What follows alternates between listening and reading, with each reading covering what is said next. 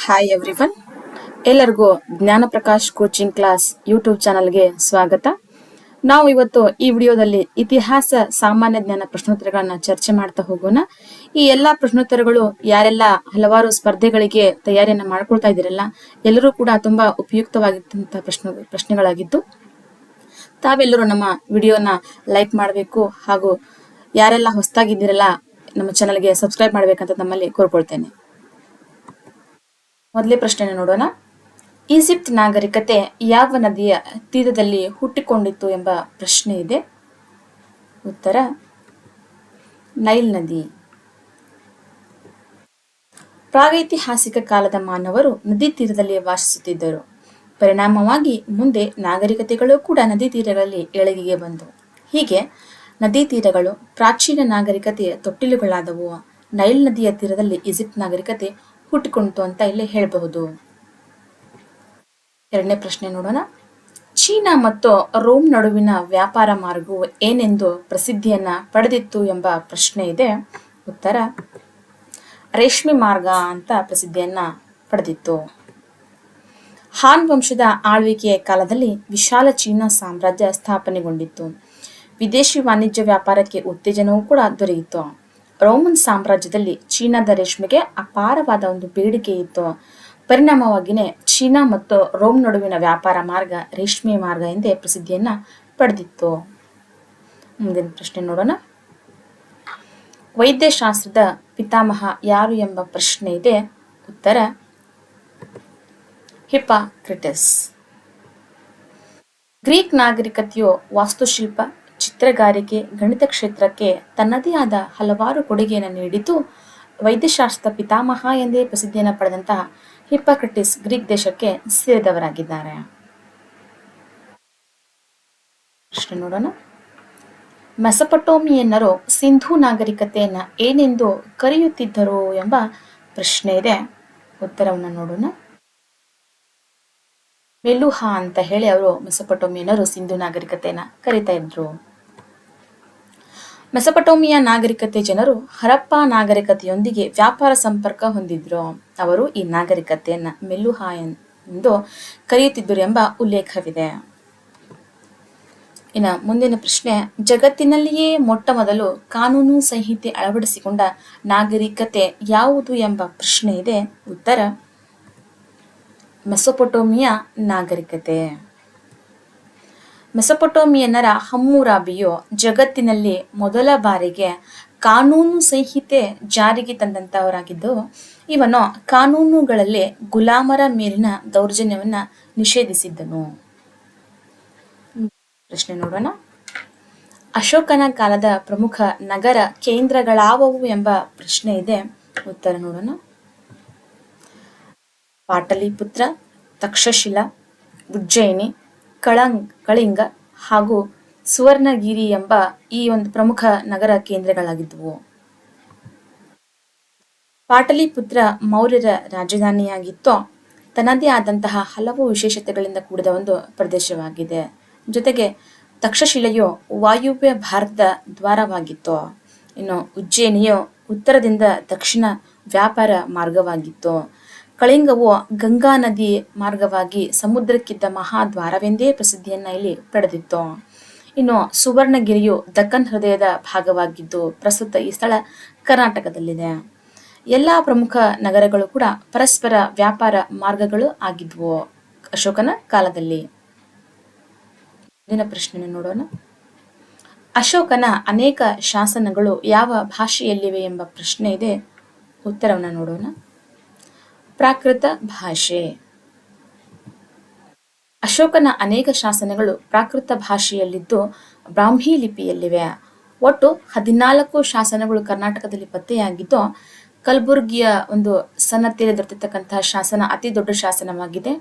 ಜೊತೆಗೆ ರಾಯಚೂರಿನ ಮಸ್ಕಿ, ಕೋಲಾರದ ಮುಳಬಾಗಿಲು, ಕೊಪ್ಪಳದ ಸಾಲಿಮಠ, ಪಾಲ್ಕಗೊಂಡ, ಚಿತ್ರದುರ್ಗದ ಬ್ರಹ್ಮಗಿರಿ ಶಾಸನ ಪ್ರಸಿದ್ಧಿಯನ್ನ ಪಡೆದಿದ್ದು, ಕನ್ನಡದ ಮೊದಲ ಪದ ಇಸಿಲ ಎಂಬ ಪದವು ಇಲ್ಲಿಯೇ ಬಳಕೆಯಾಗಿರ್ತಕ್ಕಂಥದ್ದು.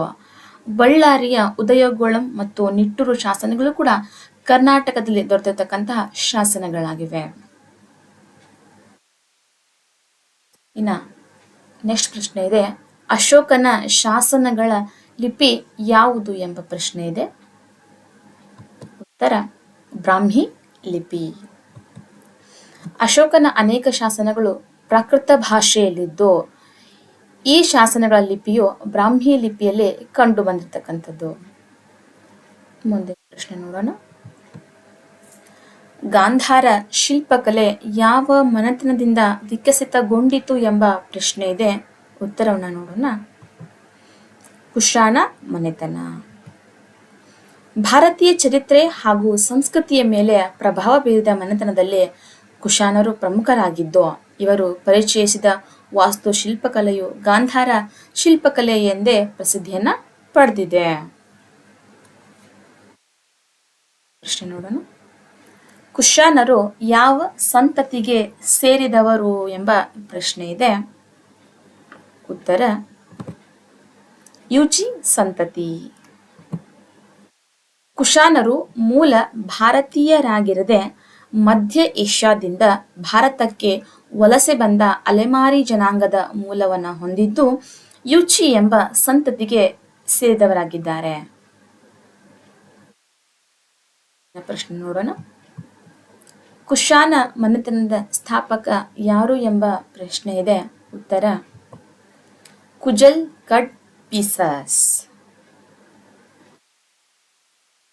ಕುಶಾನರು ಮಧ್ಯ ಏಷ್ಯಾದಿಂದ ವಲಸೆ ಬಂದ ಅಲೆಮಾರಿ ಜನಾಂಗವಾಗಿದ್ದ ಯೂಚಿ ಸಂತತಿಯ ಬಣಗಳು ಐಕ್ಯಗೊಂಡು ಶಕ ಮತ್ತು ಪಾರ್ಥೀರಿಯನ್ನರನ್ನ ಸೋಲಿಸಿ ಕುಜಲ್ ಕಡ್ ಪೀಸಸ್ ನೇತೃತ್ವದಲ್ಲಿ ಕುಶಾನ ಮನೆತನ ಸ್ಥಾಪನೆಯಾಗುತ್ತದೆ.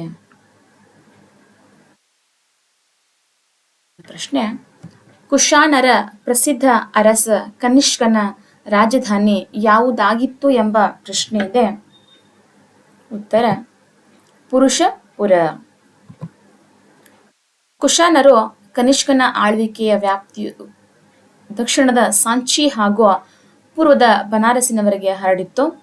ಪುರುಷಪುರವನ್ನ ರಾಜಧಾನಿಯಾಗಿ ಮಾಡಿಕೊಂಡು ಆಳ್ವಿಕೆನ ಕನಿಷ್ಕನ ಮಾಡ್ತಾನೆ. ಪ್ರಸ್ತುತ ಅಫ್ಘಾನಿಸ್ತಾನದಲ್ಲಿರ್ತಕ್ಕಂತಹ ಪೇಶಾವರವೇ ಆಗಿನ ಪುರುಷಪುರವಾಗಿತ್ತು. ಪ್ರಶ್ನೆ, ಶೂದ್ರಕ ವಿರಚಿತ ಕೃತಿ ಯಾವುದು ಎಂಬ ಪ್ರಶ್ನೆ ಇದೆ. ಉತ್ತರ ಮೃಚ್ಛ ಕಟಿಕ. ಗುಪ್ತರ ಕಾಲದಲ್ಲಿ ಸಾಹಿತ್ಯ ಹಾಗೂ ಕಲೆಗೆ ಸಿಕ್ಕಂತಹ ಪ್ರೋತ್ಸಾಹ ಹಾಗೂ ಪೋಷಣೆಯು ಸ್ಮರಣೀಯವಾಗಿದೆ. ಗುಪ್ತರ ಕಾಲಕ್ಕೆ ಸೇರಿದ ಶೂದ್ರಕ ವಿರಚಿತ ಕೃತಿಯೇ ಮೃಚ್ಛ ಕಟಿಕವಾಗಿದೆ. ಪ್ರಶ್ನೆ, ವರ್ಧನ ವಂಶದ ಸ್ಥಾಪಕ ಯಾರು ಎಂಬ ಪ್ರಶ್ನೆ ಇದೆ. ಉತ್ತರವನ್ನು ನೋಡೋಣ. ಪುಷ್ಯಭೂತಿ. ವರ್ಧನ ವಂಶದ ಸ್ಥಾಪಕ ಪುಷ್ಯಭೂತಿ. ಗುಪ್ತ ಸಾಮ್ರಾಜ್ಯ ಕ್ಷೀಣಿಸುವ ಸಂದರ್ಭದಲ್ಲಿ ಹುಟ್ಟಿಕೊಂಡ ಅನೇಕ ಪುಟ್ಟ ರಾಜ್ಯಗಳಲ್ಲಿ ವರ್ಧನ ರಾಜ್ಯವು ಒಂದಾಗಿದ್ದು ಪುಷ್ಯಭೂತಿಯು ಈ ವಂಶದ ಸ್ಥಾಪಕ ಎಂಬ ಉಲ್ಲೇಖವಿದೆ. ಮುಂದಿನ ಪ್ರಶ್ನೆ ನೋಡೋಣ. ಭಾರತದ ನೆಪೋಲಿಯನ್ ಎಂದು ಯಾರನ್ನ ಕರೆಯುತ್ತಾರೆ ಎಂಬ ಪ್ರಶ್ನೆ ಇದೆ. ಉತ್ತರ ಸಮುದ್ರಗುಪ್ತ. ಸಮುದ್ರಗುಪ್ತ ಹಾಗೂ ನೆಪೋಲಿಯನ್ನ ಸಾಹಸ ಮತ್ತು ಆಡಳಿತ ವೈಖರಿಯಲ್ಲಿ ಸಾಮ್ಯತೆಯ ಕಾರಣದಿಂದ ಈತನನ್ನ ಅಂದರೆ ಸಮುದ್ರಗುಪ್ತನನ್ನ ಭಾರತದ ನೆಪೋಲಿಯನ್ ಎಂದು ಕರೆಯಲಾಗಿದೆ. ಪ್ರಶ್ನೆ ನೋಡೋಣ. ಶಾತವಾಹನರ ಪ್ರಮುಖ ದೊರೆ ಯಾರು ಎಂಬ ಪ್ರಶ್ನೆ ಇದು. ಉತ್ತರ ಗೌತಮಿ ಪುತ್ರ ಶಾತಕರ್ಣಿ. ಶಾತವಾಹನರ ಪ್ರಮುಖ ದೊರೆ ಗೌತಮಿ ಪುತ್ರ ಶಾತಕರ್ಣಿ ಸಾಮ್ರಾಜ್ಯಕ್ಕೆ ಕಂಟಕರಾಗಿದ್ದ ಶಕರನ್ನ ಭಾರತದ ಗಡಿಯಿಂದ ಹೊರಗಟ್ಟಿ ಸಾಹಸವನ್ನ ಮೆರೆದನು. ಇವನಿಗೆ ತ್ರೈ ಸಮುದ್ರ ತೋಯ್ ಪೀತ ವಾಹನ, ಶಾತವಾಹನ, ಕುಲಯಶತಿ, ಪ್ರತಿಷ್ಠಾಪನಕರ ಎಂಬ ಬಿರುದುಗಳಿದ್ದುವು. ಪ್ರಶ್ನೆ ನೋಡೋಣ. ದಖನ್ನಲ್ಲಿ ಸ್ಥಾಪನೆಗೊಂಡ ಮೊದಲ ರಾಜವಂಶ ಯಾವುದು ಎಂಬ ಪ್ರಶ್ನೆ ಇದೆ. ಉತ್ತರ ಶಾತವಾಹನ ರಾಜವಂಶ. ಸಮುದ್ರಗುಪ್ತ ಮೌರ್ಯನ ಕಾಲದಲ್ಲಿ ಗುಪ್ತರ ಸಾಮಂತರಾಗಿದ್ದ ಶಾತವಾಹನರು ಸಾಮಾನ್ಯ ಶಕ ಪೂರ್ವ 220 ವೇಳೆಗೆ ಸಿಮುಖ ಸ್ವತಂತ್ರನಾಗಿ ಶ್ರೀಕಾಕುಳಂ ಅನ್ನ ತನ್ನ ರಾಜಧಾನಿಯಾಗಿ ಮಾಡಿಕೊಂಡು ಶಾತವಾಹನರ ವಂಶವನ್ನ ಸ್ಥಾಪನೆ ಮಾಡುತ್ತಾನೆ ಎಂಬ ಉಲ್ಲೇಖಗಳಿವೆ. ಮುಂದಿನ ಪ್ರಶ್ನೆ ನೋಡೋಣ. ಹಾಲನ್ನು ಬರೆದ ಗ್ರಂಥ ಯಾವುದು ಎಂಬ ಪ್ರಶ್ನೆ ಇದ್ದು ಉತ್ತರ ಗಾಥಾ ಸಪ್ತಶತಿ. ಗಾಥಾ ಸಪ್ತಶತಿ 700 ಏಕ ಪದ್ಯ ಕವಿತೆಗಳ ಸಂಗ್ರಹ. ಇದನ್ನ ಶಾತವಾಹನರ ರಾಜನಾಗಿದ್ದ ಹಾಲನ್ನು ರಚಿಸ್ತಾನೆ. ಇದು ಶಾತವಾಹನರ ಕಾಲದ ಮಹಾರಾಷ್ಟ್ರದ ಸಾಮಾಜಿಕ ಜೀವನವನ್ನ ಪ್ರತಿಬಿಂಬಿಸುತ್ತದೆ. ವಿವಿಧ ಧರ್ಮಗಳ ಆಚರಣೆ, ನೈತಿಕ ಮಾನದಂಡಗಳು ಮತ್ತು ಸಮಕಾಲೀನ ಹಬ್ಬಗಳನ್ನು ಇದರಲ್ಲಿ ವಿವರಿಸಲಾಗಿದೆ. ಮುಂದಿನ ಪ್ರಶ್ನೆ ನೋಡೋಣ. ಕರ್ನಾಟಕದಲ್ಲಿ ಸ್ಥಾಪನೆಗೊಂಡ ರಾಜ ಮನೆತನ ಯಾವುದು ಎಂಬ ಪ್ರಶ್ನೆ ಇದೆ. ಉತ್ತರ ಕದಂಬ ಮನೆತನ. ಕರ್ನಾಟಕದಲ್ಲಿ ಸ್ಥಾಪನೆಗೊಂಡ ಮೊದಲ ರಾಜವಂಶ ಇದಾಗಿದ್ದು ಇವರ ರಾಜಧಾನಿ ಬನವಾಸಿ. ಬನವಾಸಿಯು ಈಗಿನ ಕರ್ನಾಟಕದ ಉತ್ತರ ಕನ್ನಡ ಜಿಲ್ಲೆಯಲ್ಲಿದ್ದು ಮಯೂರವರ್ಮನು ಈ ವಂಶದ ಸ್ಥಾಪಕ ಮತ್ತು ಶ್ರೇಷ್ಠನಾದ ರಾಜನಾಗಿದ್ದನು. ಮುಂದಿನ ಪ್ರಶ್ನೆ ನೋಡೋಣ. ಕರ್ನಾಟಕದಲ್ಲಿ ದೊರೆತಿರುವ ಪ್ರಥಮ ಸಂಸ್ಕೃತ ಶಾಸನ ಯಾವುದು ಎಂಬ ಪ್ರಶ್ನೆ ಇದೆ. ತಾಳಗುಂದ ಶಾಸನವು ಕರ್ನಾಟಕದಲ್ಲಿ ದೊರೆತಿರ್ತಕ್ಕಂತಹ ಪ್ರಥಮ ಸಂಸ್ಕೃತ ಶಾಸನವಾಗಿದೆ. ತಾಳಗುಂದ ಶಾಸನವು ಕನ್ನಡದಲ್ಲಿ ಹಳೆಯ ಕಲ್ಲಿನ ಶಾಸನವಾಗಿದ್ದು ಶಿವಮೊಗ್ಗ ಜಿಲ್ಲೆ ಶಿಕಾರಿಪುರ ತಾಲೂಕಿನ ತಾಳಗುಂದ ಎಂಬ ಗ್ರಾಮದಲ್ಲಿ ಇದು ದೊರೆತಿರ್ತಕ್ಕಂಥದ್ದು. ನಮ್ಮ ವಿಡಿಯೋ ವೀಕ್ಷಿಸಿದ ಎಲ್ಲರಿಗೂ ಕೂಡ ಧನ್ಯವಾದಗಳು. ಇದೇ ರೀತಿ ವಿಡಿಯೋಗಳಿಗಾಗಿ ನಮ್ಮ ಯೂಟ್ಯೂಬ್ ಚಾನಲ್ ಅನ್ನ ಸಬ್ಸ್ಕ್ರೈಬ್ ಮಾಡ್ರಿ, ಲೈಕ್ ಮಾಡ್ರಿ ಹಾಗೂ ಎಲ್ಲ ನಿಮ್ಮ ಸ್ನೇಹಿತರಿಗೆ ಶೇರ್ ಮಾಡ್ರಿ ಅಂತ ಕೇಳ್ಕೊತೀವಿ. ಧನ್ಯವಾದಗಳು.